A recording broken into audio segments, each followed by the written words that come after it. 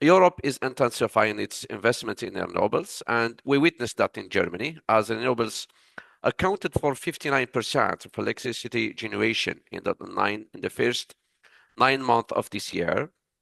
In the other hand, hydrogen will be a key player, ramping up Europe's need as a substance which will incredibly participate to reduce carbon footprint.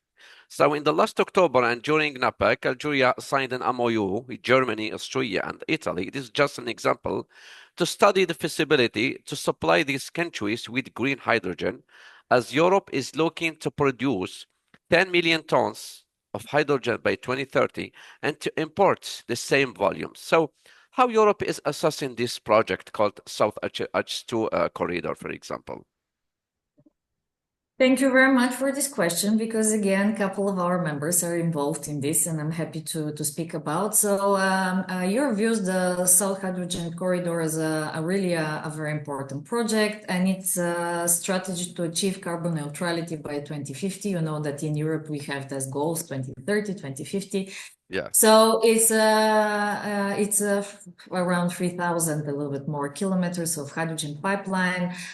Is designed to transport green hydrogen, which is produced in North Africa, particularly in Algeria. And it's going to reach the European countries, including Germany, Austria, and Italy. So we expect and looking forward, because this corridor is going to play a significant role in meeting the targets that we are having in relation to renewables. So it is led by TSOs.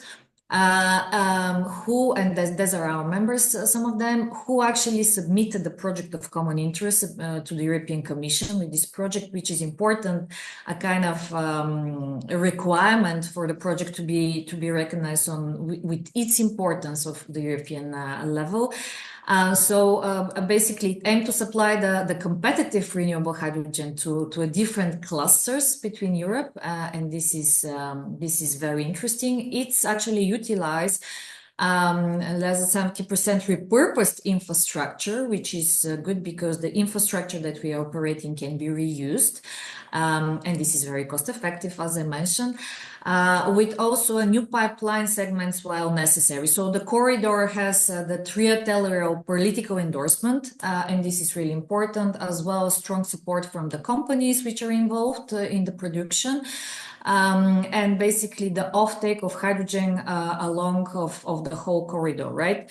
So this project is going to have a really important role in enabling the transportation of both important and domestically produced hydrogen. As you mentioned, that the memorandum of understanding was signed in 2024, actually in October, between Algeria, Sonatrach, and Sonogas, Germany. So the Italian SNAM, which is our members, Austrian member, Vendum Green Hydrogen, to make sure and to assess and to start the feasibility of large-scale hydrogen production. So basically, to see how this can be exported in Europe via this corridor. So very much looking forward, and it is a strategic initiatives that aligns with the objectives. So to diversify. It is important to diversify, to facilitate the import of green hydrogen, and the strengths partnership between. What is important is that it strengthens the partnership between North African countries, which are contributing actually significantly to the continent's decarbonization effort. So it is an extremely important project.